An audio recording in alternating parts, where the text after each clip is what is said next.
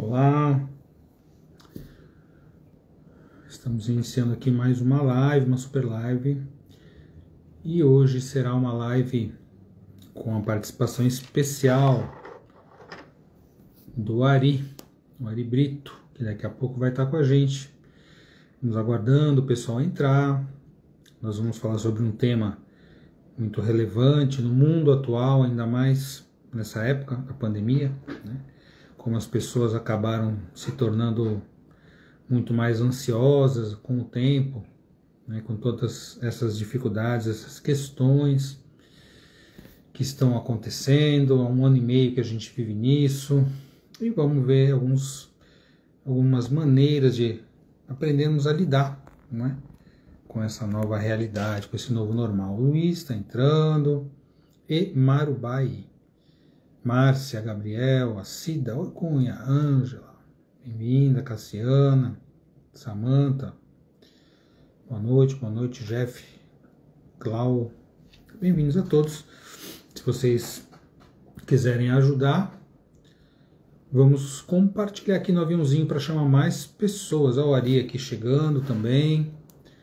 Vamos chamar o Ari aqui para entrar com a gente na live, para a gente começar a conversar a respeito desse tema, né? A respeito da ansiedade. Você é ansioso? Você se acha uma pessoa ansiosa?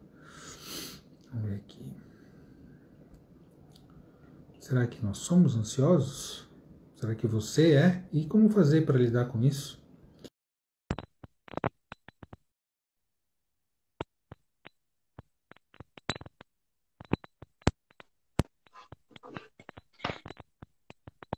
Boa noite.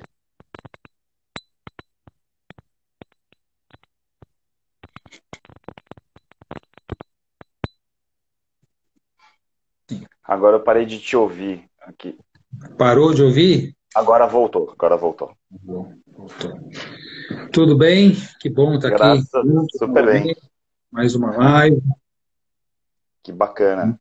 Vamos trazer aí, né, essa discussão tão relevante aí que nós precisamos no mundo de hoje, né? Como lidar com isso, como lidar com a ansiedade.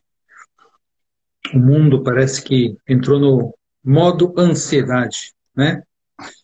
Muito. Ó, o Luiz aí, o Ciossi, o Valentinho, né, que a gente chama, mandando um abraço aí também. Um monte de gente entrando. Não tem jeito, né? Quando a gente faz live nós dois, a gente acaba reunindo a gente brinca, o pessoal de esquerda e o pessoal de direita, né? Como se a gente tivesse ideologia, né? Mas a gente acaba reunindo um grupo bem bacana, muito legal. Acho Fico que a gente feliz tem aí de te essa ver. coisa, né, Ari, juntos há tanto tempo que a gente está, de trazer essas visões complementares, né, para todas as Exato. discussões que a gente traz. E é tão bacana isso, e eu estando aí na linha de frente esse tempo todo, né, e você também lidando com pessoas, né, com alunos, com todas essas mudanças aí que a pandemia trouxe, é claro que a gente precisa trazer alguma solução para isso, né? Nós que trabalhamos Exato. com pessoas, de alguma maneira, a gente tem que oferecer alguma solução, algo que ajude a todo mundo transpor esse momento, como se fosse aí uma grande ponte que precisa ser atravessada, né? Para um Exato. novo lugar, para um novo país, para um novo lugar. Aí, pessoal Exatamente. entrando. É, assim, eu sinto um pouco, quando a gente fala de ansiedade, né? Você estava até fazendo a abertura, eu considero que, e agora há pouco eu estava na reunião com a reitoria lá na Unisantos, né, com Medina, e a gente estava ouvindo os professores comentando, né, todo mundo falando que o problema não é só quem morreu, né, você falar assim, o luto, né, a gente perdeu 500, 600 mil, né, brasileiros, né, alguns milhões no planeta. Mas não é só isso, né? E as pessoas que contraíram, que saíram, mas que ficaram com sequelas, pessoas que perderam essas pessoas, né? Então, assim, você tem aí um número, e aí no caso já são milhões de pessoas que estão aqui na sociedade, né? Que estão aqui no nosso meio e que aí a ansiedade e outras coisas também, não só a ansiedade, acabam corroendo, né? A mente das pessoas. Acho que é um pouquinho disso que a gente vai debater hoje, né? Que é bem bacana esse tema.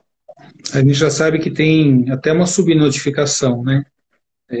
Então, vamos dizer que a gente está chegando, infelizmente, nas 600 mil perdas de vidas, vidas perdidas, e essas vidas são filho de alguém, pai de alguém, mãe de alguém, avô, avó, tio, amigo, professor, aluno, né? Então, assim, tanta gente, e a gente sabe dessa teia de, de, de contatos, de relacionamentos que nós somos com os outros, né? Então, quando uma Exato. vida se perde, a humanidade inteira sofre com isso, tem consequências disso. Isso vem Sim, afetando demais, né? A vida das pessoas, o dia a dia, o cotidiano e o seu emocional. Então, quando o nosso emocional está afetado, a nossa vida fica afetada. A gente traz alterações que vão para a saúde física, inclusive, né? Inclusive. sim, sim. Uma das coisas que a gente coloca muito nos treinamentos que a gente faz, né, principalmente no Projeto Calma, a gente fala muito sobre essa questão do controle de ansiedade, é do controle das preocupações, né? Eu até falo muito, né, transforme as suas preocupações em problemas, né? Tira da mente. Às vezes a gente tem uma coisa que está lá incomodando o tempo inteiro, a Samantha até fez aí uma colocação no chat, é um pouco disso, né? Todo mundo acaba tendo uma certa ansiedade, e aí às vezes as pessoas em grau mais elevado, porque se preocupam demais, né? Então a preocupação, ela acaba sendo meio que uma isca, né, para começar a ocupar a mente com essas coisinhas que vão somando, e aí de repente quando você vê, você está completamente perdido, né? Então ter o controle de preocupações, né, tem muito a ver com o controle de ansiedade. Lógico, a gente vai falar muito mais, né, questão da respiração e outras coisas, mas acho que a primeira dica que eu deixaria aí já para as pessoas pensarem, né, que estão chegando, é até que ponto você é ansioso ou você é preocupado, né? Porque a gente fala muito isso lá no auditório, né? Eu lembro até hoje, a gente chegou para as pessoas e falou, pô, mas o que você está descrevendo para mim, né? Tinha lá uma aluna no curso, o que você está descrevendo para mim não é ansiedade, é preocupação. Então a pessoa preocupada, ela acha que ela é ansiosa e na verdade, às vezes ela é muito preocupada, né? Muito pilhada e aí acaba ficando com a sensação de ansiedade e aí obviamente gera um monte de problemas, porque aí com isso vem insônia, né? A pessoa está preocupada, fica a noite inteira pensando naquilo e aí a área cortical, a área mental, né, do neocórtex trabalhando 24 horas não tem como se relaxar mesmo e acaba mudando respiração, muda a fisiologia, um monte de coisas, né? Esse assunto é fascinante, né, Roberto? Sim, com Eu certeza. particularmente acho que assim, se a gente conseguisse vacinar todo mundo, né, vacinar aí metaforicamente, mas vacinar todo mundo, né, todo o planeta contra a ansiedade, eu tenho certeza que a gente viveria um planeta muito mais amável, né, praticando gratidão, praticando perdão e tantas outras coisas. Porque o que eu vejo muito é as pessoas sofrendo porque se preocupam muito com os outros e, logicamente, que acabam esbarrando aí na questão da ansiedade quando não esbarram em outras coisas. Eu diria que a ansiedade ela é até uma consequência, né, disso, porque se preocupar é se pré-ocupar, se ocupar antes do tempo de alguma coisa. Ou seja, então eu não estou aqui fazendo o que eu tenho que fazer, não estou presente, eu estou ocupado de uma coisa lá no futuro, Lá no futuro. pré-ocupado. Então eu estou gerando uma ocupação de algo que ainda nem existe, né? Então, Exato. vamos dizer que isso aí pode ser uma das origens da ansiedade, né? Se eu estou preocupado, eu já estou imaginando que algo vai acontecer, e geralmente essa imaginação de algo negativo, de um problema que vai acontecer, de uma dificuldade que vai acontecer, né? Mas ela é imaginária. Na verdade, a preocupação está na imaginação, ela não está no mundo do real, ela não está Muito aqui, bom. É, agora, na realidade. Se eu estou imaginando algo antes e que vai ser algo difícil, negativo ou ruim, eu já entrei num estado de total desequilíbrio, né? O meu eixo do agora não existe mais. Eu não já existe estou mais. pendendo para frente, eu estou com excesso de futuro negativo, que é a raiz da ansiedade, né? Então, isso que você fala, que a gente traz, né, nos nossos, nas nossas dinâmicas do projeto Calma, é isso mesmo, né? Para que você vai se preocupar? Transforma essa sua preocupação, faz ela virar, ela aparecer o que ela Problema. realmente é um problema. Por quê? Porque o problema está aqui. Eu tenho um problema, né? Isso aqui é o meu problema, e eu vou focar na solução do problema. Eu não vou nem só ficar olhando para o problema, focando na solução, eu consigo resolver. Agora, se eu ficar É, preocupado com algo que nem existe, como é que eu resolvo uma coisa que não existe? Uma coisa que eu acho incrível, assim, quando eu aprendi, né, quando eu estava estudando, aprendi essa questão da fisiologia do cérebro, esse detalhe, para mim foi incrível, assim, de verdade, honestamente, mudou minha vida, assim, né, e eu gosto muito de passar isso no Calma, você sabe disso, a gente fala isso nos treinamentos e tal, mas, assim, por incrível que pareça, o nosso cérebro, ele não define, na hora que ele está processando, o tangível ou o intangível, né, o mental ou o real. Então, assim, a energia que É você tudo real. ocupa, para ele é tudo real. Então, Né? assim, a energia que você gasta, que você consome pensando em algo, quando você atua positivamente, por exemplo, na área de criatividade, a gente fica pensando, imaginando, e aí a gente cria coisas maravilhosas. É uma capacidade do ser humano, que é a área, né, pré-frontal, é a área superior do cérebro na nossa mente, que É aí é a trabalhar capacidade humana. positivamente no futuro, né? Ao contrário da No ansiedade, que é futuro. um trabalho negativo. Exato. Só que para o cérebro aquilo lá é concreto. Então, assim, na hora que eu estou pensando num novo. Vamos supor, eu quero criar uma cidade em Marte, ali a ficção científica, mas para o cérebro, tudo aquilo ele está processando como se fosse algo real. Ele não está definindo aquilo lá é uma imaginação, estou pensando algo hipotético. E aí então que consome muita energia. Então, quando você está pensando em algo que, por exemplo, não está acontecendo, mas que você está preocupado, a energia que você está consumindo do ponto de vista, inclusive de oxigênio, de açúcar, né? Quer dizer, os processos que tem lá no cérebro relacionados à queima, né, do teu cérebro, do processador do teu cérebro, ele está sendo consumido. E aí, lógico que uma pessoa preocupada, ela não coloca o cérebro no que ela está realizando naquele momento, porque, como você falou, o cérebro dela está lá no futuro. Ela está processando todas as possibilidades do que pode acontecer como sendo algo real. Ou seja, se você pensou, se torna realidade. E aí, se você pensar positivamente, você consegue, então, construir um plano e consegue planejar para ter um futuro muito bacana. Mas se você ficar pensando o tempo inteiro em coisas negativas e preocupado o tempo inteiro, para o cérebro, aquilo é como se fosse realidade. E aí você vai definhando, vai se consumindo por completo. É interessante isso, colocar de uma outra maneira isso que você está falando, assim, o cérebro não distingue o que é real e o que é imaginado. Para o nosso cérebro é a mesma coisa. É a mesma Né? coisa. É a mesma coisa. É muito simples até. Se vocês que estão assistindo acham interessante esse tema, compartilha, coloca no aviãozinho, chame pessoas para participar, para a gente poder falar sobre esse tema tão interessante, né? O nosso cérebro, ele não distingue realmente. Se você pensa em alguma coisa, por exemplo, você está lá na sua casa à noite e você está vendo um filme de terror. Aí aparece uma cena assustadora naquele filme, o seu coração dispara, a sua medula da suprarrenal joga um monte de adrenalina na circulação, você começa a ficar com a mão suando, é como se estivesse acontecendo ali na sua casa. E, sim, e você sabe que aquilo é um filme, você ligou para assistir o filme. Não é uma realidade, mas o cérebro interpreta como uma realidade total. Um exemplo prático disso, que é muito interessante, a gente está na Olimpíada agora, se vocês observarem atletas, esses atletas de ponta, eles utilizam muitos recursos bem atuais, né, muito modernos, da PNL, do coaching, da visualização criativa. E os atletas, eles costumam, os atletas realmente de ponta, que têm essa orientação, ali sabe, né, você sabe muito bem disso, que eles costumam visualizar as suas provas centenas, milhares de vezes antes de realmente fazê-las. Né? Eles imaginam, vai, um saltador, né? Faz um salto triplo. Ele visualiza na mente dele dezenas, centenas de vezes todos os passos que ele vai dar, onde que ele vai pular, pulando antes da linha, não queimando, dando o resultado. E isso por quê? Porque ele foi orientado e ele sabe que tudo que ele visualiza e imagina já está sendo criado na sua neurologia.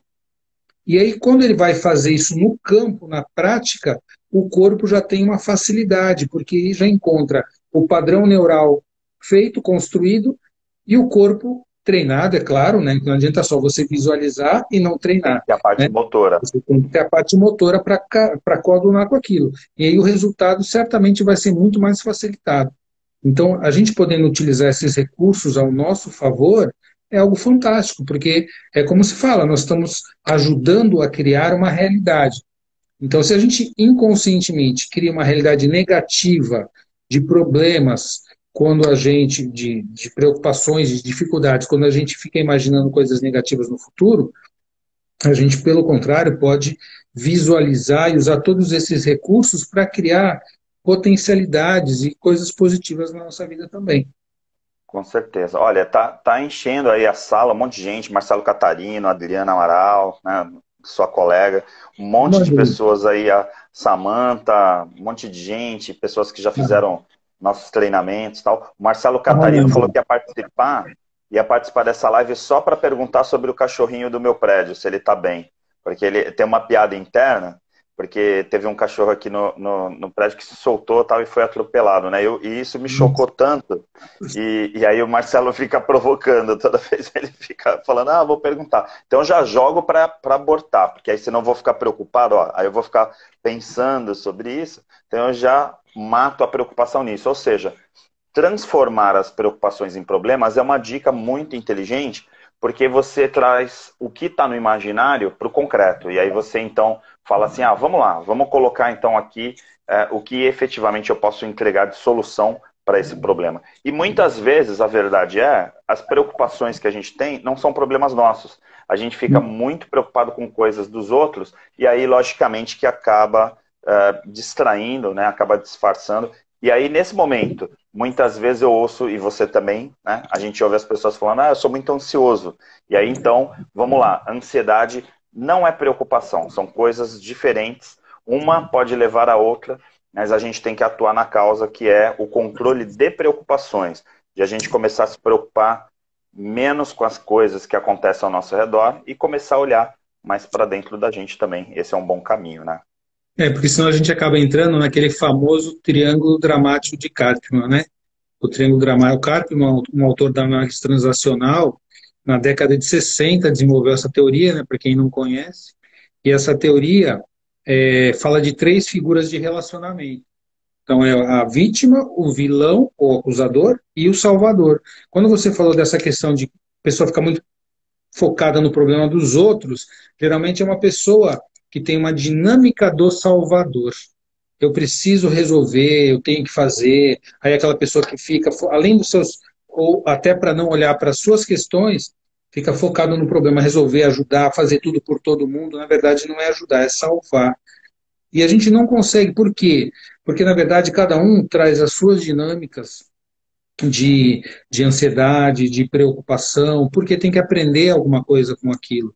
Não sou eu que vou mudar a pessoa, eu posso até trazer instrumentos ou ferramentas, uma ajuda verdadeira para a pessoa conseguir ir para um caminho mais saudável, mas eu vou carregar o outro no colo, resolver os problemas de todo mundo, é porque eu tenho essa dinâmica dentro de mim do Salvador. E o Salvador não tem vida própria, ele acaba sendo, sempre tendo foco na vida dos outros. Se Quantas dedica pessoas a ao gente outro. não conhece assim, né? Quantas pessoas na nossa família não são assim? Quantas vezes nós já não fomos assim também dessa maneira, até que a gente aprendeu que não adianta querer salvar ninguém. A gente pode, sim, como o Bert Hellinger colocou até no livro dele, Ordens da Ajuda, nos tornarmos bons ajudantes, porque a ajuda ela vai no nível de equivalência. Eu não sou melhor que o outro e vou salvar a vida do outro.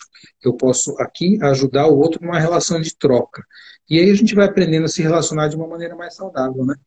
A Maria até coloca aqui, né, no chat, a Maria Julieta, né, que assim, o difícil é você conseguir identificar o que é seu, o que é meu, né? Eu e a Adriana, quando a gente está fazendo Arquitetando Emoções, a gente fala muito isso, às vezes a equipe, né, de assim, às vezes você está começando a sofrer porque você está fazendo um trabalho com os treinandos, e aí tem que tomar muito cuidado, porque às vezes aquilo lá não é seu, aquilo é do treinando, e aí você não vai salvar esse treinando, salvar essa pessoa que está lá, né? Quer dizer, quem está ali no treinamento está num processo de aprendizagem, a pessoa está aprendendo com aquelas dinâmicas que estão acontecendo ali, com as vivências que estão acontecendo ali. Imagina nas milhares de pessoas que eu já treinei, trabalhei com hipnose, você sabe, regressão e um monte de gente que já renasceu na minha mão. Imagina se eu fosse sofrer, né, com cada renascimento que já passou na minha mão, né? Seria uma loucura. Eu ia chegar na segunda-feira depois de uma imersão, ia me internar, porque ia ser uma loucura. Imagina, eu vivenciei,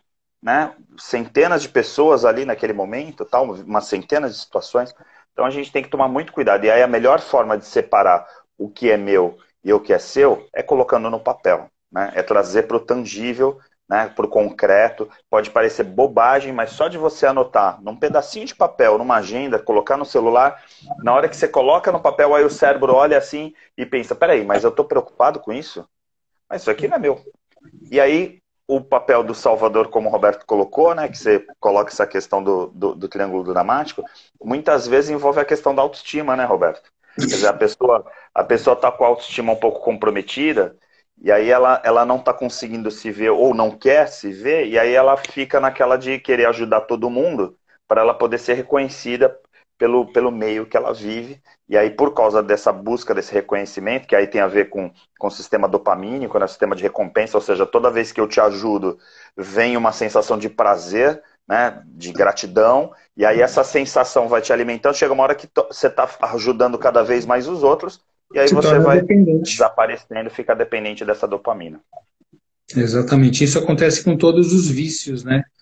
E quando a gente tem essa necessidade, seja do que for, da necessidade do reconhecimento, a necessidade de preencher alguma carência, a necessidade de álcool, de droga, de comida, enfim, todas as necessidades que são compulsivas, né? A gente sabe muito bem que tem um vazio que precisa ser preenchido, né? E aí a gente vai olhar para isso e procurar entender qual é o meu vazio, o que eu preciso. E muitas vezes olhando para o problema do outro, ou estando focado lá no futuro de uma maneira negativa, eu abafo um pouco e não olho para isso, não olho para essa dor que está aqui presente e real, a qual eu preciso aprender a lidar, a qual eu preciso olhar de uma maneira saudável, sair desse triângulo dramático, sair dessa necessidade de agradar, porque isso torna a pessoa altamente dependente, e sempre que a gente é dependente, a gente vive nesse mecanismo. Eu sou dependente, e aí todo mundo olha para mim e fala, nossa, você é problemático, você tem isso, você tem aquilo. Porém, as pessoas não veem que numa relação, como toda relação é polar, tem dois polos na relação, a pessoa, né, vai ter o polo do dependente e vai ter o polo do codependente. Enquanto a gente não conseguir curar essa dependência, é porque também tem uma forte codependência aqui que alimenta e que retroalimenta esse circuito doentio. E a gente precisa reconhecer isso para transformar esse padrão também.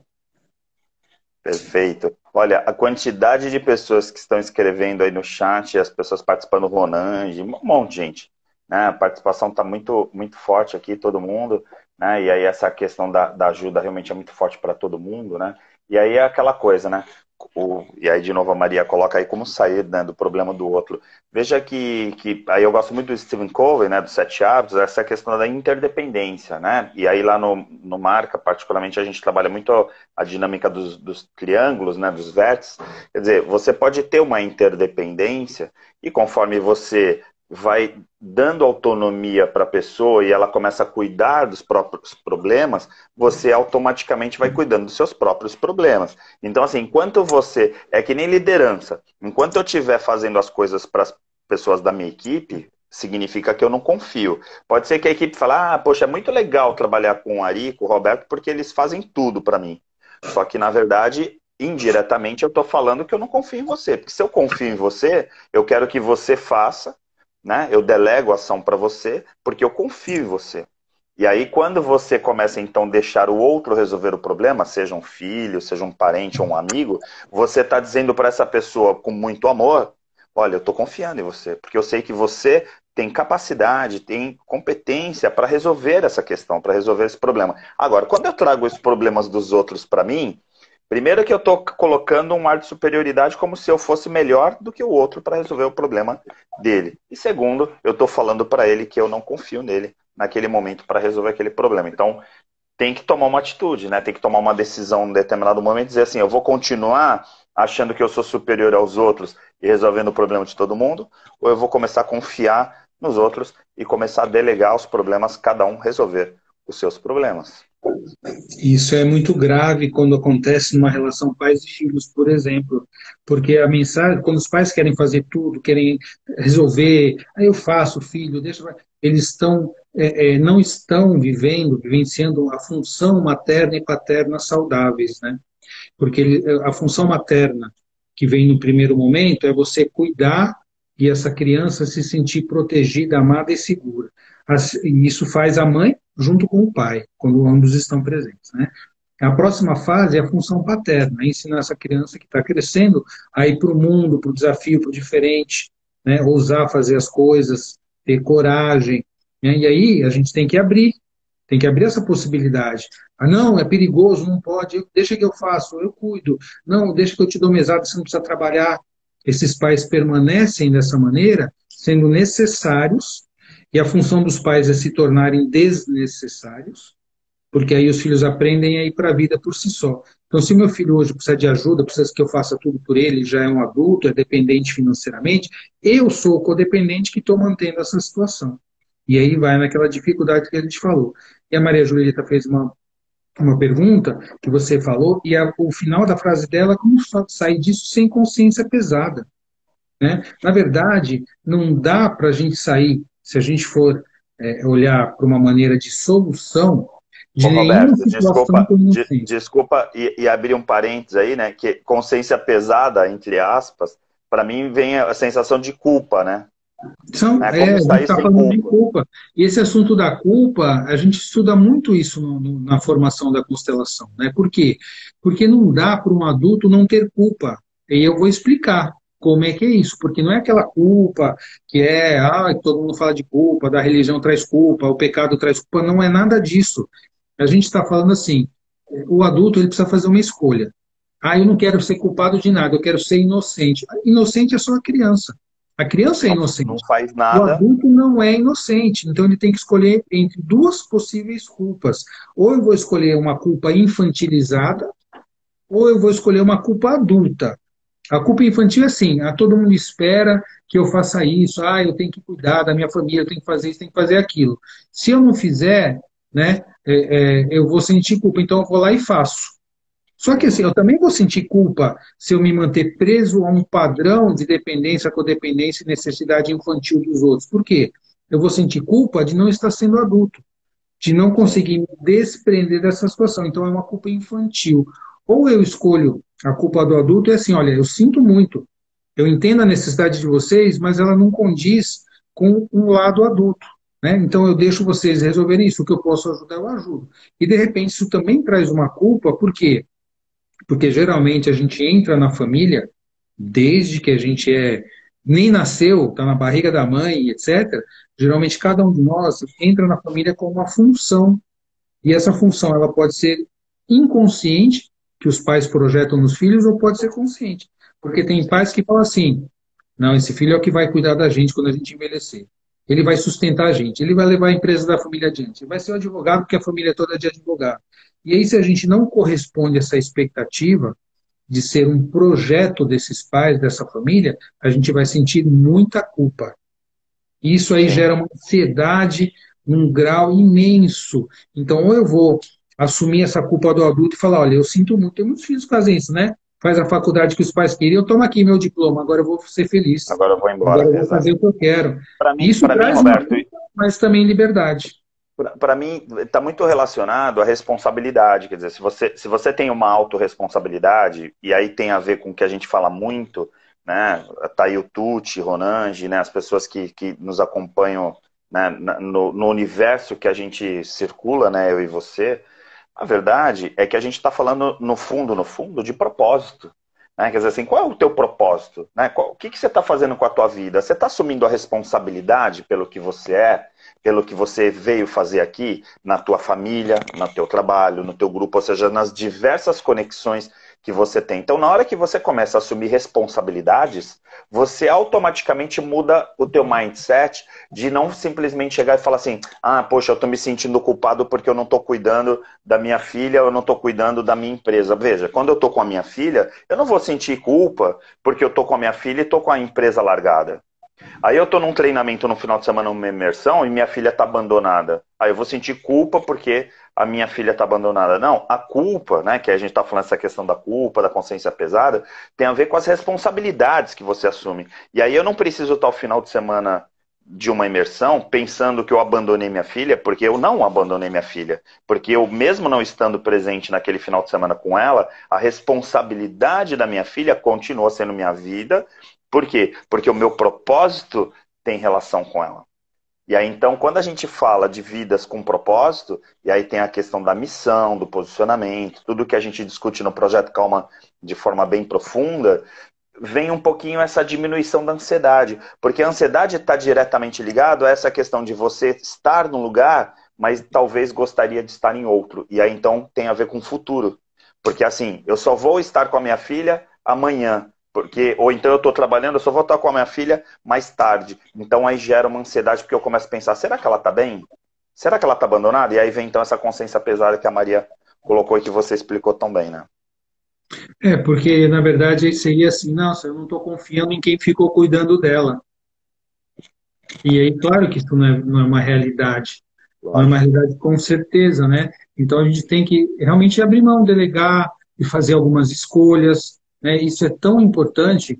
E realmente, a maneira de nós nos relacionarmos, né, pode ser uma maneira saudável ou uma maneira doentia. A gente estuda muito isso nas constelações, né, porque o Bert Hellinger ele trouxe essa questão do amor, né, ele trouxe um esclarecimento do que é o amor no seu contexto saudável e no seu contexto não saudável, porque o lugar que a gente mais percebe que tem amor, que é uma realidade, isso é dentro da família. No seio da família tem muito amor.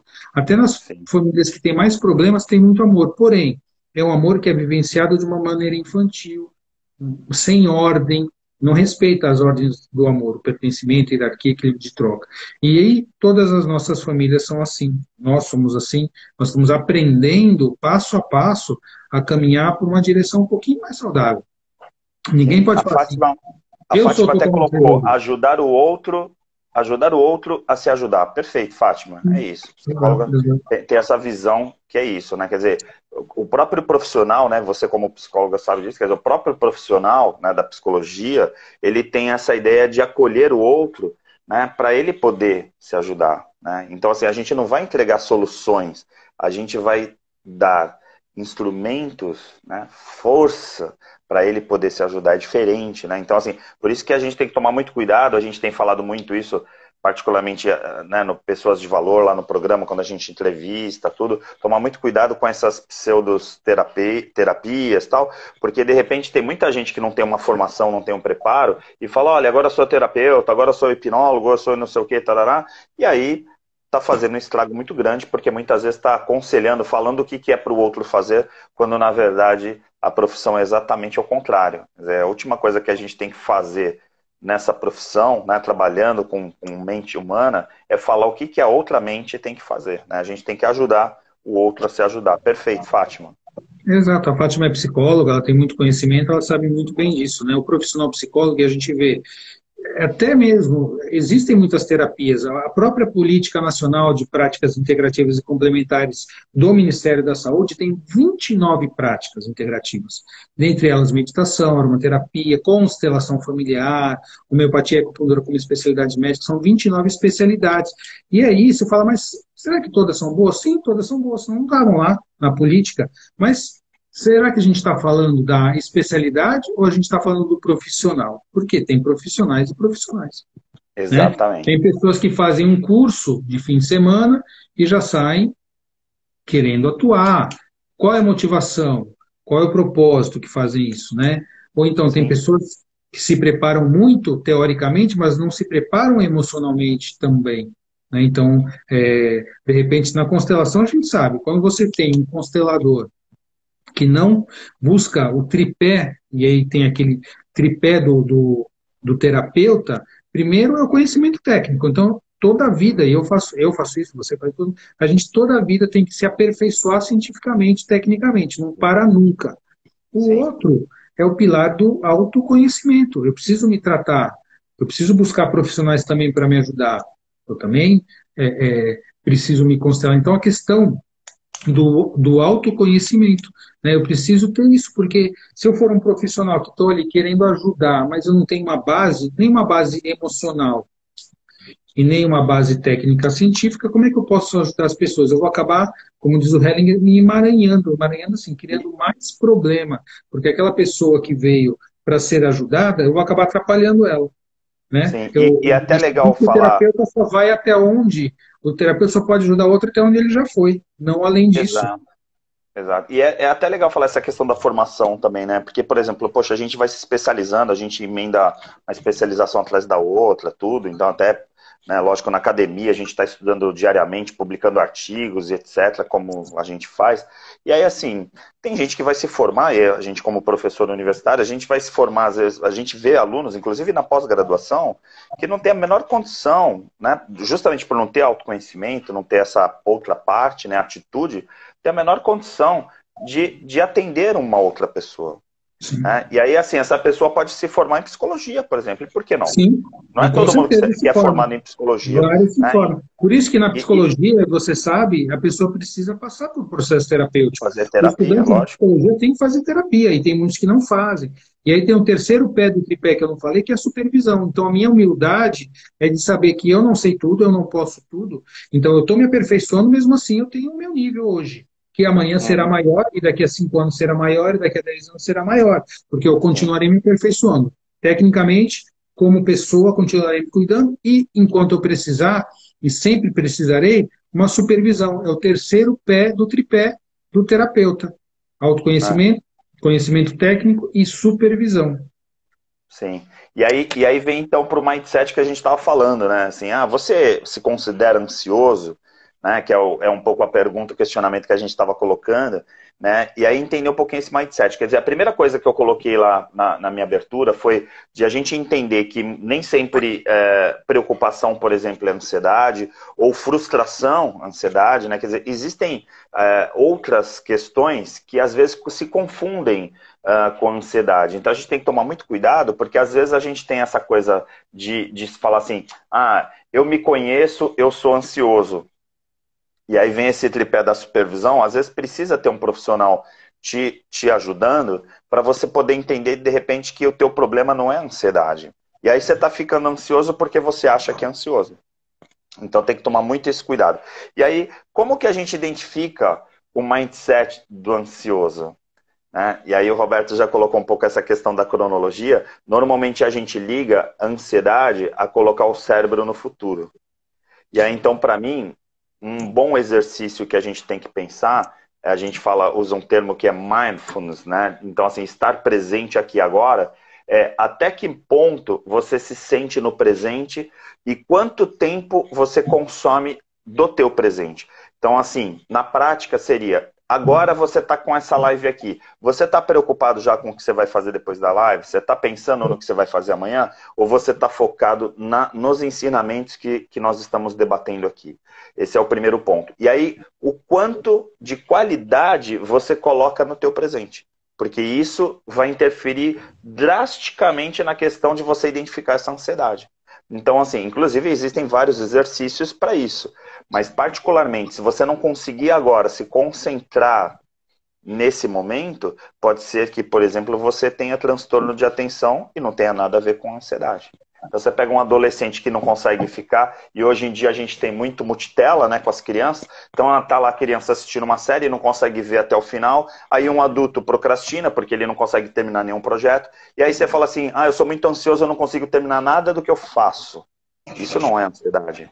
Então a gente tem que tomar cuidado justamente para poder identificar. E vamos combinar, né? Nós todos somos todos terapeutas, né? A gente acha que hoje tem um termo lá, o auto-coaching, né? Então todo mundo acha que pode se identificar, vai lá, faz um teste de revista, as próprias publicações, né, Robert? Quantas entrevistas a gente deu nos últimos anos para um monte de revistas? Você pegar lá nos, né, sei lá, quantas dezenas e mais dezenas de entrevistas que a gente deu lá que as revistas tentando ensinar para as pessoas como se comportar.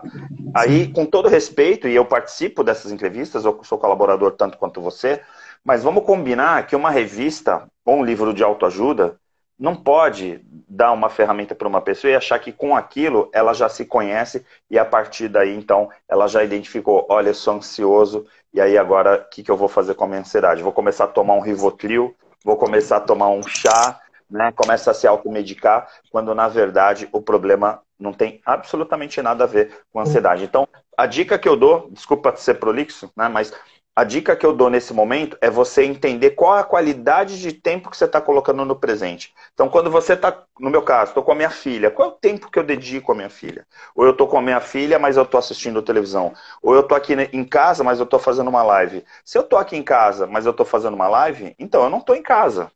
Porque agora, nesse momento, eu estou no escritório do Roberto. Né? Nós estamos na internet. Então, eu não posso dizer que esse tempo agora eu estou dedicando à minha família.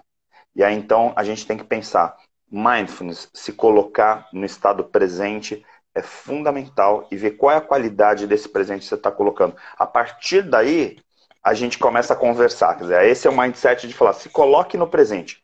E aí, esse presente está te incomodando, né, vem o segundo ponto. Se falar que está te incomodando, ou seja, eu estou aqui parado, mas está te incomodando, então está na hora de você procurar o Roberto, você procurar o Ari, procurar a Adriana, que está aí, procurar a Fátima, ou seja, procurar uma ajuda profissional, Renise, Ronange, né? Procurar profissionais para tentar desbloquear e tentar entender por que te incomoda o presente e aí a tua mente não fica parada no presente momento. O que você Muitas acha vezes disso, nós Roberto? estamos identificados, né? Nós estamos identificados com tantos padrões que a gente acaba repetindo, e o mundo de hoje nos convida a isso, né? Se você pensar, poxa, o mindfulness é uma técnica, se nós podemos chamar assim, milenar. Os monges do Oriente fazem práticas de mindfulness, retiros de meditação há milênios. E Milênios. no mundo deles, na época que eles viviam, nem tinha tudo isso que tem hoje. Imagina, né? O que eles tinham para observar? A natureza, que é uma coisa maravilhosa, que nos traz para o presente também. Imagina hoje que nós estamos olhando ao mesmo tempo para a televisão, vendo a Olimpíada, no celular, vendo o chat de mensagem, ouvindo uma coisa ali no que estão falando, preocupado com isso. Aí as pessoas chegam na clínica, ah, doutor, é todo dia eu tenho um problema, nossa, eu tenho um problema de memória. Aí eu tenho problema de ansiedade. Mas quem falou isso? Eu acho que eu tenho. Por quê? Aí a pessoa vai te explicar. Eu falo, mas escuta, Procurou no você Google, né, Roberto? e a pessoa está aí falando isso tudo para mim no celular. Peraí que eu tenho que responder uma mensagem aqui no meio da consulta. Eu falo, olha, essa é a razão de você estar assim. O seu foco está perdido entre mil coisas. Então você não está aqui. Se você não Sim. está aqui, você está preocupado que você vai ter que responder a mensagem para resolver um problema que vai ter amanhã, que você nem sabe se vai acontecer, mas aí provavelmente tem aquela questão lá que está difícil e não sei mais o que, não sei mais. Então a pessoa ela está com a mente dela dispersa, né, como se fosse um polvo, com tentáculos para todos os lados. Não dá para ser feliz assim, né? Porque isso vai gerar tanta dificuldade, tanta falta de atenção, de foco, tantos sentimentos de ansiedade, tantas, vamos dizer assim, possibilidades negativas que a pessoa não sabe nem onde que ela está. E aí ela fica Exato. presa nisso, e aí os sentimentos ruins vêm. Aí ela fala, eu sou ansioso, eu sou depressivo. Ah, eu acho que eu tenho Alzheimer. De quantas pessoas de 30 anos na clínica eu já ouvi falar que achava que tinha Alzheimer? Mas, gente, não existe Alzheimer com 30 anos de idade. Claro, impossível não é, mas assim, 99,9% Excepcionalidade. é improvável disso ser uma realidade. Mas na pessoa, a pessoa que chega de madrugada no plantão, eu estou infartando. E já é a 10ª vez que ela vem achando que está infartando, com todos os exames cardiológicos negativos. Mais uma vez, por que ela está ali achando que de novo está infartando? Porque ela já está naquele futuro onde ela já morreu, de tanta tensão que ela está e não vive aqui no presente, no aqui e agora. Sim, a gente tem também uma questão que a gente trata também no Calma muitas vezes, né, que é a questão da tecnologia, né, porque de certa forma a gente por muito tempo e muitas gerações, né, eu sou de uma geração que cresci na frente da televisão, né, então para mim multitela era brincar e ver a televisão, então eu podia estar brincando assistindo televisão. Hoje a pessoa está brincando, está na televisão, está no smartphone, vendo um vídeo, um seriado numa Netflix da vida, por exemplo, e vendo um outro negócio no Smart, no YouTube. Ou seja, é um monte de estímulos, né? E aí esse excesso de estímulos, está aí a Adriana que trabalha com isso, né? Porque é pediatra também. Então, assim, a questão de excesso de estímulos acaba, de certa forma, criando uma aceleração, porque está processando um monte de informações, e aí, claro, cria uma série de expectativas. Mas, em relação às redes sociais, em particular, né, dentro dessa tecnologia toda que trouxe internet, e aí trouxe o acesso muito fácil para a internet, né, e para as redes sociais, a gente tem muito rapidamente o acesso à vida das pessoas, ou pelo menos a vitrine da vida das pessoas. Então as pessoas, por exemplo, veem nós dois fazendo uma live aqui, ou ver vídeos, pô, tem um vídeo lá com 100 mil visualizações, pô, esse cara é sensacional, apresentado de televisão, nossa, eu queria ter a vida dele e tal, e ver lá um outro cara, youtuber, com 1 milhão de seguidores e tal. Então as pessoas começam a criar expectativa porque elas começam a olhar os outros. Comparar. E aí tentam comparar e viver a vida dos outros. E aí então gera uma ansiedade. Por quê? Porque de repente fala, poxa, tem esse cara de 35 anos, que ele é já milionário, eu tenho 1 milhão de seguidores, e de repente eu tenho 50 anos, ou eu tenho 40 anos e ainda não tenho a quantidade de seguidores, ou eu não tenho, de repente, aquilo tudo que aquele cara tem. Veja que a comparação gera uma expectativa. Aí você olha aquela pessoa e fala, pô, ele tem 2 milhões de seguidores e tal, e de repente você jogou por uma janela. Ou então o cara é milionário e tirou a própria vida. Aí você fala, poxa, como assim? Né? Poxa, esse cara tinha tudo que eu queria e encerrou a vida dele. Por quê? O que aconteceu? Então veja que a gente está falando de expectativas. É aquele cara que está com um carro no trânsito maravilhoso e olha para lá e fala, pô, queria ter aquele carro ali do Roberto. Né? Tá olhando para o carro do lado. Então assim, a gente cada vez mais vai olhando para fora e deixa de olhar para dentro. Tem um pouco que a Fátima até falou, até para fazer o gancho, que é a questão de a gente se concentrar na nossa respiração.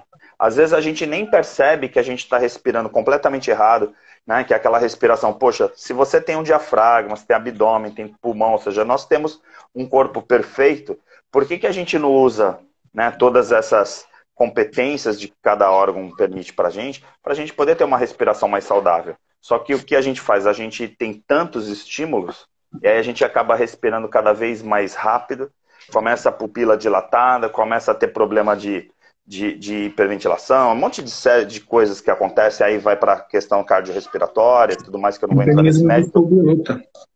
Mas exato. Mas na prática, hoje a gente fala de burnout e muitas vezes esse burnout tem a ver com as expectativas que a gente cria. Então, como eu estou desde o início pontuando com algumas dicas, porque a gente falou que ia pontuar um pouco sobre essa questão do mindset, existe também um mindset que são pessoas que criam expectativas em cima da sua própria vida. E essas expectativas são criadas porque elas ficam comparando com a vida do outro. Então, o tempo inteiro eu tento buscar o que o outro quer. E aí eu tento qualquer caminho. E aí a gente esquece que existe um tempo de maturação. Existe um tempo, de repente, para você construir aquilo que o outro construiu, independente das facilidades que ele teve.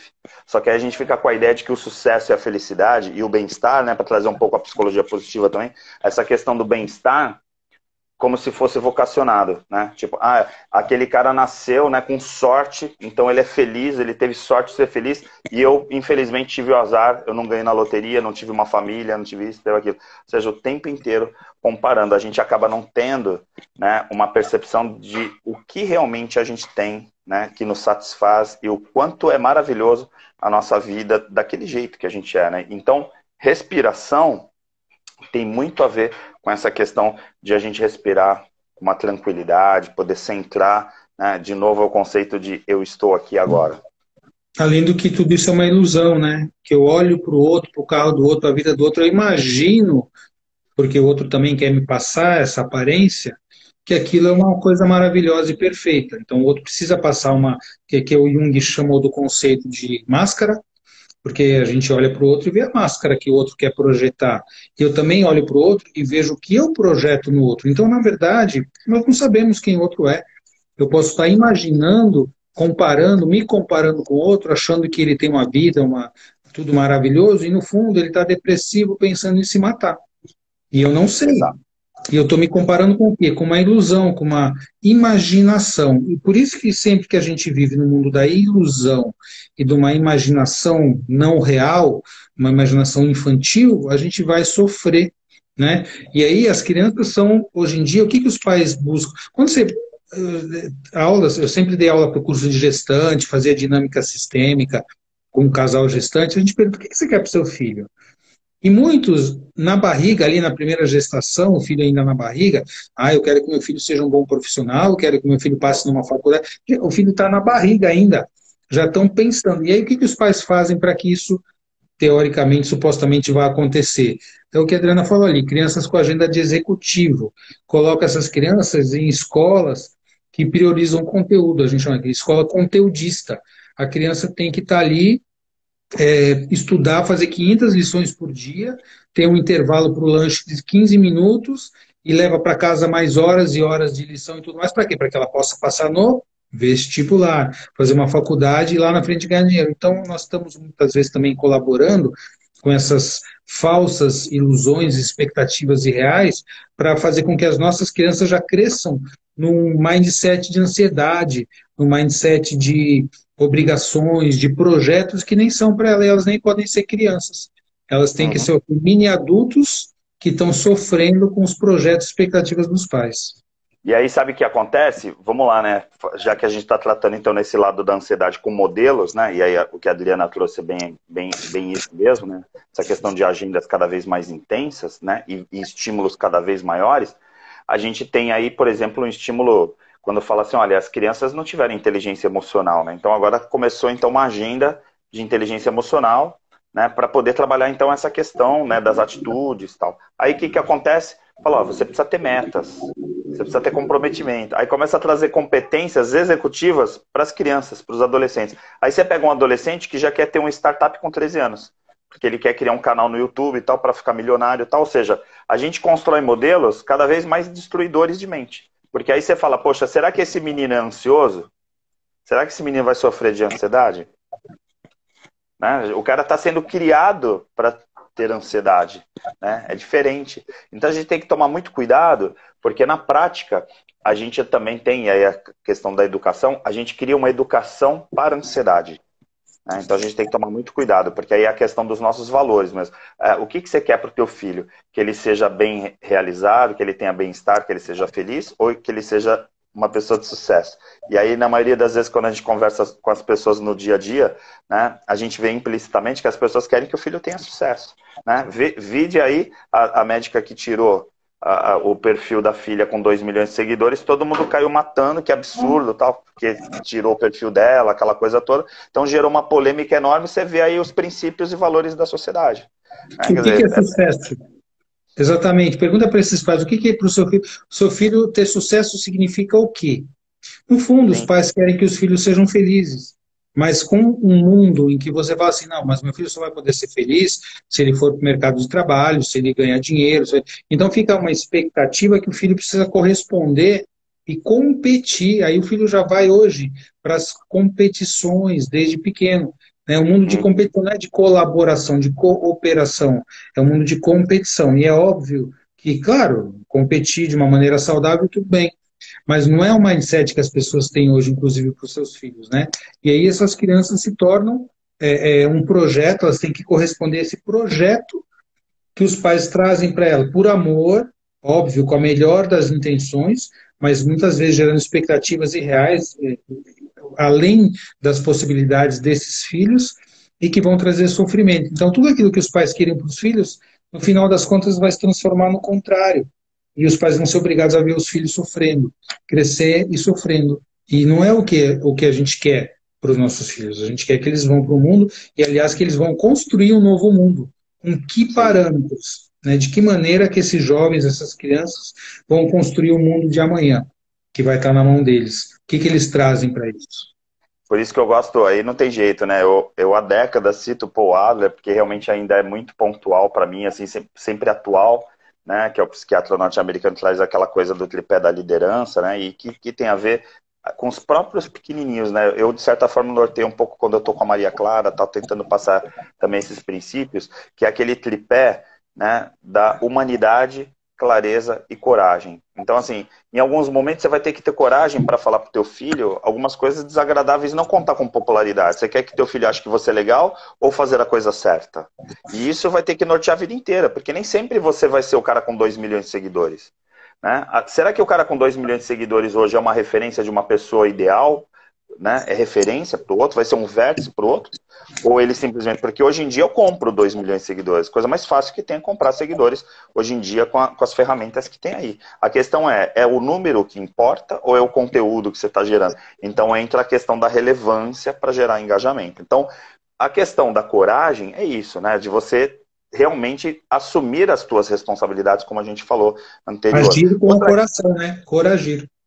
E aí é aquela coisa da humanidade, né? Assim, precisa ter humanidade. As competências, né, do século XXI, lá da Harvard Review, né, é isso, né? Quer dizer, assim, você realmente tem que ter um pensamento humano, porque o Harari já fala, né, lá no livro, né, que inclusive nas entrevistas também, fala sobre essa questão de que a gente está criando uma geração de inúteis. Por quê? Porque a gente vai formar um monte de gente competente e um monte de gente competitiva para quê? Né, para pilotar máquinas. Os robôs vão fazer isso. A inteligência artificial faz isso. Você não precisa mais saber algumas coisas porque os computadores vão fazer. Então, você precisa ter humanidade, que aí a máquina ainda não tem humanidade. Então, Nem terá. você tem que ensinar as pessoas, e no caso os filhos, né, desde pequeno, a ter humanidade. E não ser uma máquina, como o Wellington colocou, né, o Luizinho colocou, né? Quer dizer, de repente a gente está efetivamente criando máquinas, né? Então a gente precisa sair disso. E a outra questão é clareza, né? Tem que ficar claro. Não dá mais para a gente ficar enganando as pessoas, né? Então, assim, o que eu quero dizer com isso? Então, assim, eu posso falar um monte de coisas, mas se vocês não entenderem aqui na live o que a gente está passando para vocês, tem que ficar claro o propósito dessa live. Eu vejo, e a gente tem acompanhado, e eu sempre cumprimento o Roberto por isso, no início da pandemia ele fez live, né, diariamente, tal, centenas de lives, a gente fez um monte de lives nesse período. Para quê? Só para aparecer, para conquistar seguidores? Será que essa era a ideia? Esse é o meu propósito? Ah, olha, eu tenho 1000 seguidores. Né? O que eu vou fazer com isso? Aqui nem outro dia meu amigo falou assim, o que você faz com 1000 seguidores? A gente apresenta um programa de televisão que a gente leva neurociência, desenvolvimento humano para as pessoas, aí tem gente que fala assim, ah, você apresenta um programa que você quer aparecer? Ao contrário, né? Não é um programa para aparecer. Né? O programa é para colocar um conteúdo que até outro dia não se discutia. Isso que a gente está discutindo aqui na live, por exemplo, a gente está falando de qualidade de vida. Agora, quantas pessoas desses milhões de seguidores nesse momento estão discutindo essas questões que a gente está discutindo? Então, a grande questão não é a quantidade, mas a qualidade. Então a gente precisa tomar muito esse cuidado, porque aí a gente cria uma expectativa e aí gera ansiedade de querer buscar resultados e colocar resultados para os outros em cima das nossas frustrações. Então eu sempre gosto de trazer lá no Projeto Calma essa questão que para mim é fundamental. É assim, não confunda ansiedade com frustração, né? Porque a ansiedade não tem absolutamente nada a ver com a expectativa alta que você colocou sobre a tua vida e mais que isso, sobre a vida dos outros. Que aí a gente cria uma expectativa sobre o relacionamento, sobre os nossos empregos, sobre os nossos projetos. Né? E aí fica aquela coisa, quantas pessoas que vão assistir a live aqui hoje? Aí eu tô ansioso para saber se a gente vai conseguir ter 20 pessoas assistindo a live. Agora, se eu faço a live e não estou preocupado se vai ter 1 ou 10 pessoas, eu fico pensando, essa live aqui, na verdade, o que é? Um bate-papo meu, do Roberto e das pessoas que estão escrevendo aqui no chat. E aí essas pessoas que estão aqui nesse momento são as mais importantes, porque eu estou vivendo esse presente. Se eu for ficar pensando quantas pessoas poderiam, eu vou terminar a live, que é sensacional, fazer live com o Roberto é simplesmente incrível, é uma escola, é uma aula, e ainda mais com a participação tão ilustre de tantas pessoas incríveis que estão aqui no chat. Né? E aí eu fico pensando, será que se tivesse 1 milhão de pessoas seguindo e não tivesse a qualidade da interatividade que tinha nessa live aqui, teria sido prazeroso para mim? Quer dizer, a quantidade seria o mais relevante. Veja como que a gente está medindo a nossa vida. Então, a gente está medindo a nossa vida pela audiência e não pela qualidade de vida. E é isso que a gente está falando aqui hoje para vocês. A gente busca muito mais, na verdade, a humanidade tem um foco hoje muito mais na quantidade do que na qualidade. Então, é seguidores, é matéria, é propriedade. Claro que tudo isso tem o seu valor e é importante, mas aí a gente perde no parâmetro, porque qualidade e quantidade são polaridades também que a gente tem que valorizar ambas, né? E uma questão que você colocou, Ari, que também traz muita ansiedade para os pais, a gente está falando da criança, vou falar dos pais também, é que os pais hoje, eles vivem uma dinâmica de precisar ser legais. Os pais, nossa, fofinha, meus filhos precisam me amar. E se meus filhos não me amarem, o que eu vou fazer? Né? Então os pais ficam presos na necessidade dos filhos amarem. E para que isso aconteça, então os pais querem fazer tudo para os filhos. Eu vou dar tudo que eles querem, eu vou fazer tudo que eles querem. E função de pai e mãe não é dar tudo que os filhos querem. Eles precisam Com dar tudo que os certeza. filhos necessitam. Então, nós precisamos dar para os E nossos nem filhos sempre, e o nem que eles sempre essa função vai precisam. ser simpática, né, E Roberto? não vai Esse é o ser, na problema. maioria das vezes não vai ser. Então, muitas vezes os filhos, eles chantageiam os pais também, assim, ah, eu não te amo mais, você é ruim, você não sei o que lá. Então, na verdade, quando os pais, eles estão infantilizados na sua emoção, eles vão precisar ter essa correspondência, vão precisar, em vez de dar para os filhos, porque na hierarquia sistêmica, os pais dão e os filhos recebem. Quando eu preciso que o meu filho me dê alguma coisa, eu vou ter que abrir mão da coerência, eu vou ter que abrir mão da ordem. E aí eu vou fazer tudo para agradar. Imagina se os pais vão ser bons pais se eles derem somente tudo que os filhos querem. Então os filhos vão ficar o dia inteiro só jogando, vendo TV, deitado na cama, comendo porcaria, não indo para a escola, etc. Que tipo de pai e mãe nós seremos se nós fizermos isso para os nossos filhos? Vamos gerar filhos sem contato, obesos, doentes, psicologicamente, fisicamente, ou seja, o papel dos pais é dar o que os filhos necessitam, mesmo que isso não E agrade os filhos, mesmo que isso deixe os filhos bravos, com raiva, num primeiro momento. No futuro eles irão agradecer. Então a gente isso, tem que ter inclusive, na no escola, né, futuro, Roberto? Não só os no pais, a futuro, questão dos educadores também, né? com Porque às certeza, vezes o olhar para o aluno futuro chega, de uma maneira construtiva. às vezes o aluno chega na escola e acha que sabe mais do que o professor. Se inverte esse papel também. E aí, claro que não vai existir educação num processo onde o que era para ser o vértice acaba sendo distorcido o papel dele, né? Exatamente, né? Nós precisamos, para que isso não aconteça, seja no âmbito da família, com os pais e filhos, seja no âmbito da escola, com educadores e educandos, né? O que nós precisamos? Precisamos estar na nossa ordem. O Hellinger foi um gênio porque ele trouxe isso, essa noção tão necessária de ordem na vida, né? Ordem como uma polaridade do amor. Não adianta só ter amor, o amor, então eu vou dar tudo, eu vou fazer tudo. É um amor doente, vai adoecer. E também não adianta só ter ordem, rigidez, aquela dinâmica, né, como se fosse algo assim estrito, sem coração. Então a gente une o amor, coração, e a ordem, o processo. Então esse amor em ordem é a polaridade, é o yin e o yang, que ajuda a que todos nós possamos nos colocar de uma maneira saudável, primeiro para nós mesmos e depois para os outros, sejam os outros filhos, sejam colaboradores de trabalho, parceiros afetivos, amigos, etc. Assim a vida vai poder ser mais leve. E essa questão da ordem, né, para mim, você sabe, eu sempre falo também que eu gosto muito, defendo muito, quando a gente fala de ansiedade, também já mais uma dica, né, aí para as pessoas, que é colocar organização e disciplina na sua vida. Uma pessoa sem agenda, indisciplinada, desorganizada, ela vai sofrer muito mais. Quer dizer, no momento que você começa a organizar, olha, hoje eu vou fazer isso, amanhã eu vou fazer aquilo, tal horário eu vou fazer isso, tal horário aquilo, você começa a ser mais produtivo. Não é uma questão executiva. Aqui eu não estou falando de empresa, eu estou falando de vida pessoal mesmo. Às vezes muitas vezes as pessoas me questionam como que eu consigo fazer 10, 15 atividades ao mesmo tempo, das entidades que eu represento, coisas do gênero.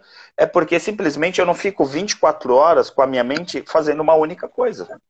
Eu vou me organizar. Então, por exemplo, agora eu estou aqui contigo, antes eu estava numa reunião na faculdade, antes eu estava na TV, ou seja, cada momento eu vou estar realizando uma atividade, e naquele momento que eu estou realizando aquela atividade, eu vou me colocar 100%. Ou seja, coloque 100%. Tá aí uma coisa que outro dia eu estava com o Flávio Maneira, a gente estava lá em São Paulo, a gente estava conversando, eu acho que foi com o Crepaldi, eu não lembro quem que estava com a gente lá, a gente fazendo o programa, e aí a gente colocou o seguinte, né? O cérebro é multitarefa. A gente consegue fazer várias atividades ao mesmo tempo. Só que a gente tem que estar focado em cada uma delas na realização. Então a gente tem que tomar muito cuidado, porque às vezes a gente abre 5 aplicativos e fala assim, poxa, o computador ficou lento, esse computador precisa trocar. Na verdade, tem 5 aplicativos abertos. A mesma coisa na tua mente. Se você abre 5 janelas e começa a fazer 5 coisas ao mesmo tempo, muito provavelmente vai dar problema. É o caso de falar no telefone ou digitar no WhatsApp e estar dirigindo. Claro que vai causar um acidente. Ah, mas o problema não é o celular e o volante, o problema é que você está concentrado, está focado numa atividade e não na outra. Porque, Né? no fundo, a Então, gente não somos feitos, pelo menos a nossa geração, para ser multitarefa. A gente consegue executar, mas a custa uma da outra. Se eu abro 5 janelas, eu vou ter 20% equitativamente para cada uma. cada Então, de um. repente, se eu estou focando aqui 40, outro vai ter 10, outra vai ter 5,5. E aí, com certeza, eu não vou conseguir fazer bem tudo ao mesmo tempo. Então, Sim. aprender a dividir, aprender a priorizar, a dar o foco por que necessita, né? E essa questão do planejamento é algo que eu sempre falei, nas todas as lives que eu dei na pandemia, as pessoas, o que que eu faço? Agora eu estou em casa, eu não posso sair, o que que eu faço? Tá Se perdido, né? planeje o seu dia, faça uma rotina. Uma rotina, agora a tal hora eu vou tomar café da manhã, depois eu vou fazer exercício, depois eu vou ler, depois eu vou falar por vídeo com a minha mãe que está sozinha lá, depois eu vou fazer não sei o quê. Ah, mas você é muito rígido. Não, não com rigidez, com flexibilidade. Né? Se não Claro. der agora para fazer essa atividade que estava marcada, não há problema. Depois eu faço. Sendo flexível, eu posso ter um planejamento inicial e me adaptar às necessidades do dia, do momento. Né? Fazer um planejamento, ele te dá um norte, te dá um. Né? Para que serve uma fronteira? Adriana Para que colocou, serve um né? limite? Planejamento acalma. Exatamente. Por quê? Porque ele dá uma posição. Agora eu sei o que eu tenho que fazer. Antes não tinha nada, não tinha um limite, não tinha uma posição. Os limites servem para nos posicionar, mas não para nos restringir. Porque nós podemos ter um limite hoje e superar esse limite com trabalho, com dedicação. Agora, se eu não tenho limite nenhum, não sei nem para onde que eu vou, onde que eu estou, né? E aí é importante isso da prioridade, do foco, do planejamento. Por quê? Porque são instrumentos que ajudam a caminhar no dia a dia, mas que seja de uma maneira flexível, de uma maneira tranquila, né? Com abertura, com adaptações, porque, como diz, né? O Darwin falou, o ser humano, o que sobrevive, o que vai bem, é aquele que se adapta melhor às situações. E o Exato. estresse é uma adaptação. Quando a gente aprende a se adaptar às situações, o estresse não vira doença. Né? A gente amplia a nossa resiliência, a nossa capacidade de adaptação. A gente consegue lidar melhor com a ansiedade. Né? Por quê? Porque a gente consegue ampliar a nossa resiliência. Né? Não é isso? Sim, e tem uma outra questão, até a Fátima colocou essa questão da procrastinação, né? Tá diretamente ligado à questão do planejamento. Assim, quando você se organiza para chegar em determinados resultados, aí você vai, inclusive, mudando seus hábitos, né? A gente fala, poxa, por que é tão difícil mudar o hábito? Primeiro, a gente até falou isso, né? Primeiro, que o cérebro vai trabalhar sempre com a ideia de consumir o menos energia possível. Então, assim, tudo que for para a zona de conforto, ele vai agradecer. Então, o cérebro de nenhum ser humano vai querer mudar. A gente não muda por conforto. Ah, eu vou mudar porque é gostoso. Não. A gente vai ficar, mesmo que não seja uma situação agradável, a gente vai ficar naquela situação porque o cérebro fica com a ideia de que mudar é pior. Esse é um ponto. Então, assim, a zona de desconforto é importante para a gente poder provocar mudança. Agora, quando você planeja, aí você começa a se organizar, né? Por exemplo, pô, eu vou viajar, preciso fazer a mala, preciso ter o passaporte, ou seja, se preparar para essa viagem, aí você viaja. Né? Agora, se você não se organiza, se você não se planeja, você vai ficar naquela ansiedade, ai, quando que eu vou viajar, como que eu vou fazer? Você nunca vai fazer. Aí a procrastinação está ligada àquilo, de ficar sempre no campo da imaginação e não do da realização. Mas ainda trazendo um pouco essa questão dos mindsets, das dicas que a gente estava combinando, que a gente combinou de trazer para os nossos amigos aqui, uma coisa que é muito importante, né, quando a gente está falando de ansiedade, a gente está falando sobre essa questão da expectativa, né, disso tudo, uma coisa que é muito importante é colocar um tempo todos os dias, né, não de vez em quando, um tempo todos os dias para você poder se olhar no espelho, para você pensar como que você tá, fazer esse exercício. É um exercício que não depende de uma hora do dia. Tem gente que fala, eu não tenho uma hora para fazer academia, eu não tenho uma hora para fazer atividade física. A gente não está falando na duração, porque cada um vai ter o seu jeito de fazer a sua dinâmica, né? A sua dieta, a sua leitura. Eu conheço pessoas que começaram a pandemia, entraram na pós-graduação e terminou a pandemia agora, terminaram uma pós-graduação. Então, assim, enquanto estava todo mundo Prioridade confinado, também. estava confinado, aproveitou agora e falou, como eu estou home office, agora eu vou fazer uma pós. E aí foram meus alunos no MBA, nas várias especializações lá que eu dou aula. Então, assim, eu acho que tem essa questão também da intencionalidade. Você quer continuar do jeito que você tá? Tá legal assim?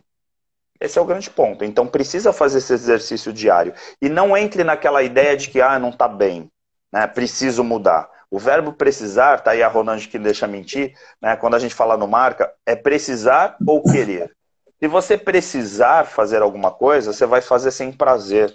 Sim. Agora, É uma quando você obrigação. faz algo por obrigação, agora quando você faz porque você quer, você vai colocar prazer naquilo que você está fazendo. Então, assim, eu vou fazer um reposicionamento, por exemplo, alimentar, Eu não vou chegar e falar, eu vou fazer um regime, né, uma dieta, porque regime já lembra regime militar, né, aquela coisa dura. Não, uma dieta é simplesmente começar a mudar pequenos hábitos, pequenas coisas, de repente quando você vê, você está com uma alimentação mais saudável. Exercício físico, a mesma coisa. E aí então vem uma dica também de mindset, que é o seguinte, pessoas que praticam atividade física, e aí tem a ver com endorfina, etc., não vou entrar aqui no mérito da neurofisiologia essa hora da noite, mas exercícios físicos que trabalhem a questão da respiração é fundamental para o controle da ansiedade. É fundamental. Então, assim, eu sou sedentário, não sei o quê, eu leio e tal. Esquece. Né? Sedentarismo e ansiedade, um come a perna do outro. Então, assim, ter atividade física, e aqui eu não estou falando para fazer musculação, que seria, de repente, o ideal, para poder trabalhar força, né, para melhorar a capacidade pulmonar, tal. Não estou entrando nesse mérito. Simplesmente uma atividade aeróbica. Faça uma atividade aeróbica diária e coloque um compromisso de falar assim, não importa o horário. Porque tem gente que fala assim, tem que acordar 5 horas, Joel, né? O Joel todo dia 5 horas vai lá, pratica atividade com todo mundo, tem milhares de seguidores. É incrível, quem consegue 5 horas. Mas, de repente, você não tem como acordar 5 horas? Por causa da tua rotina, por causa do teu dia a dia. Vai fazer 10 da noite. Escolhe o momento para você. Você não precisa fazer o momento que o Roberto faz ou que o Ari faz. Faz no seu momento. Mas o grande ponto é fazer porque você quer e não porque está todo mundo fazendo. Porque se todo mundo estiver fazendo dieta, se todo mundo estiver fazendo meditação, você vai até meditar, mas você nunca vai encontrar o seu coração e conectar o seu coração à sua mente, que é o passo principal para quem trabalha a meditação. Por isso que eu oriento os pacientes, né, sempre a fazer alguma atividade física. Qual que eu faço? Qual que é boa? Eu falo, olha, boa é aquela que você gosta. Que você contemple um pouco de força muscular, equilíbrio, alongamento e aeróbico, mistura do jeito que for. Se você gosta de atividade na água, faz na água. Se você gosta na terra, faz na terra. Se você gosta de dançar com ritmo, faz com ritmo. Mas é importante você priorizar, ter um foco nisso, agendar, fazer um planejamento, né? E você buscar algo prazeroso, porque aí sim, não tem que fazer é obrigação. Então a pessoa vai, e o que acaba acontecendo quando você faz as coisas por obrigação? Você se lesiona, você se machuca, você vai dar um jeito de não continuar a fazer aquilo, né? E aí, essa questão da procrastinação, até já pra gente, eu estava olhando aqui e falei, nossa, já são 10h20, como passa rápido, né? Daqui a pouco o Instagram derruba a gente aqui. Daqui a pouco derruba. Eu acho que é muito importante essa questão da procrastinação, porque isso é um problema mundial. Eu fiz um artigo há alguns anos sobre procrastinação, que está lá, quem quiser ler, está no Somos Todos Um, na minha página do Somos Todos Um, no meu site lá dentro, stum.com.br. Eu estudei, pesquisei demais para fazer esse artigo sobre procrastinação. E uma das coisas que, por incrível que pareça, leva as pessoas, nos leva a procrastinar, é uma busca imediata de prazer e fugir da dor. Né? Que são o Anthony Robbins já fala nisso, né? Você busca o prazer e busca fugir da dor.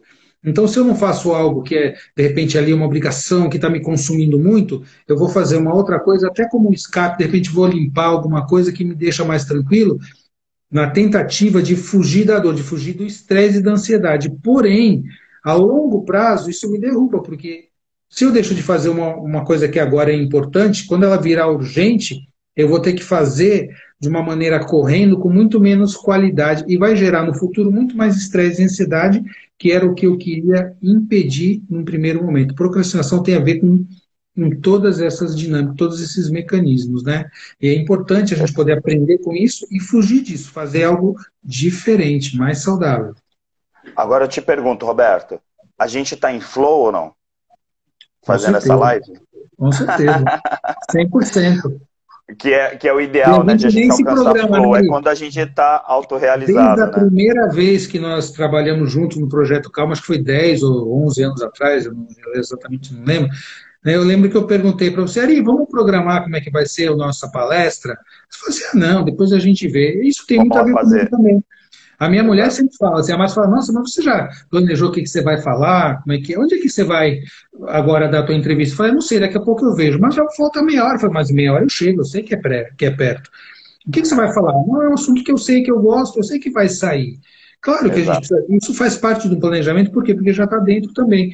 E desde que a gente começou, a gente foi nesse flow, né? Um vai complementando, outro vai falando, e a gente, numa tranquilidade, a gente vai levando esse assunto muito melhor do que se a gente programasse. Vamos falar desse tópico, agora vamos falar desse tópico.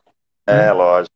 Não, e as pessoas não aguentariam, né? Porque acho que a espontaneidade é o que eu falo da humanidade, né? Assim, a humanidade tem a ver com a espontaneidade humana, e aí, assim, a gente seguir um roteiro, ficar projetando slides, né? Como a gente vê, às vezes, algumas pessoas, de repente, indo por esse modelo, né? Que é um modelo também, claro, não estou desmerecendo, mas, assim, tá todo mundo muito cansado disso, né? Então, assim, um bate-papo informal é muito mais agradável. Agora, eu queria deixar aqui, né? Eu não sei se a gente conseguiu, porque como tem aquela coisa na área acadêmica, sempre tem assim, né? Você cria a introdução do teu artigo e depois lá considerações finais. Na introdução, você coloca os teus objetivos. E a gente colocou essa coisa, né? De assim, perguntar para as pessoas, você é ansioso? Né? E aí falar um pouquinho dos mindsets da ansiedade e tal. Eu acho que a gente atendeu o objetivo. O que você acha?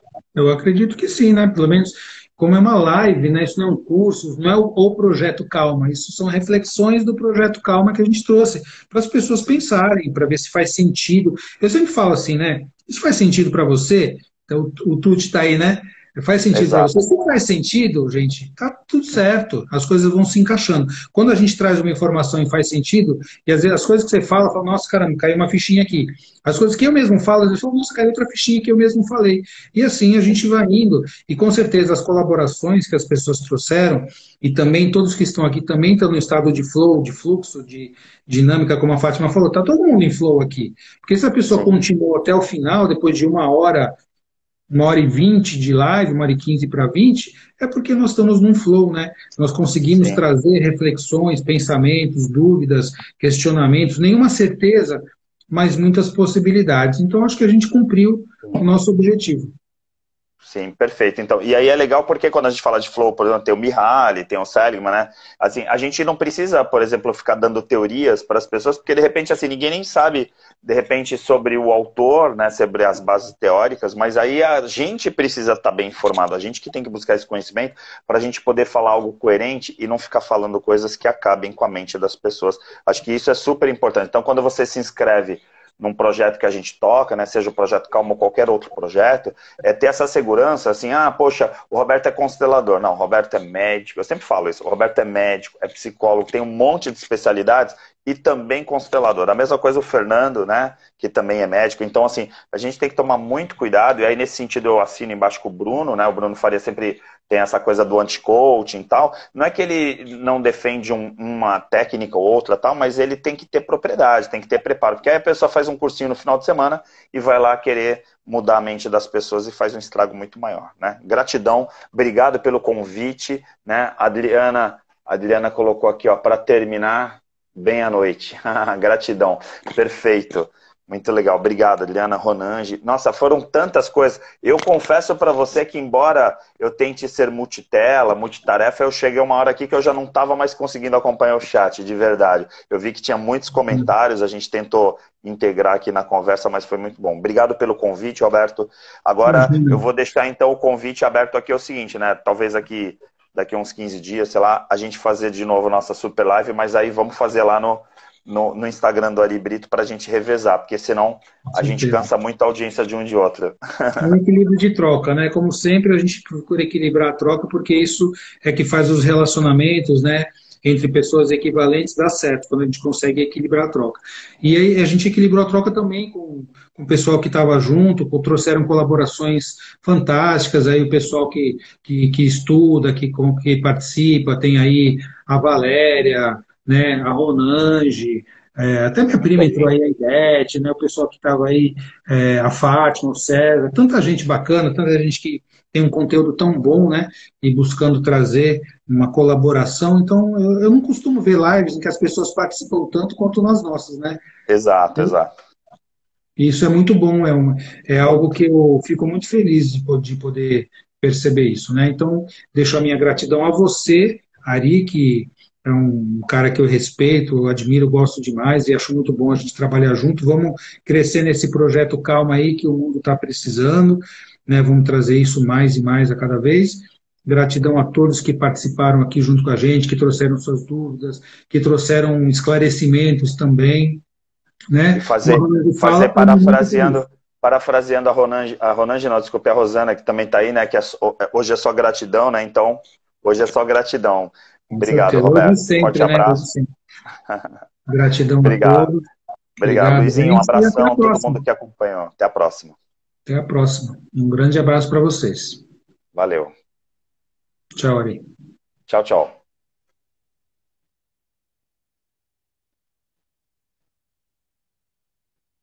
Tchau, gente. Boa noite. Até a próxima.